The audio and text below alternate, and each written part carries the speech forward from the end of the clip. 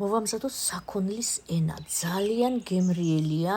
აი მე არც ვიცოდი თუ ესეთი ძალიან გემრიელი იქნებოდა. პირველად ვამზადებ კარგად გარეცხილი საქონლის ენას, დავასხათ ცივი წყალი და შემოვდგათ, რომ ადუღდება, ვადუღოთ 20-25 წუთი. აი ესე მოხარშული არ უნდა იყოს, გადმოვიტანოთ ცალკე თასში, შევდგათ ონკანის ქვეშ და უნდა გავრეცხოთ, თან ეს თეთრი კანი გავაშოროთ და კარგად გავრეცხოთ.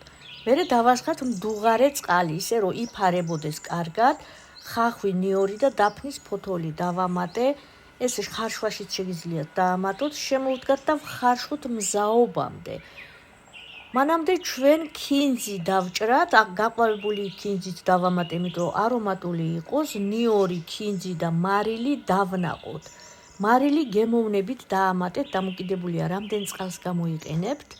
გადავიტანოთ ცალკე თასში დანაყული ეს მასა, დაღერღილი მწარე წიწაკაც მოვაყაროთ, დავასხათ ადუღებული და გაციებული წყალი.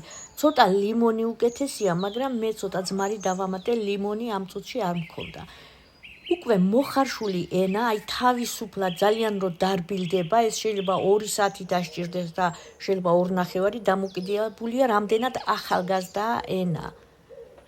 ახალგაზრდა საქონლის ენაა. დავასხათ ეს ჩვენი მომზადებული ნივრიანი და ქინძიანი წყალი და სასწაულად გემრიელი გამოდის.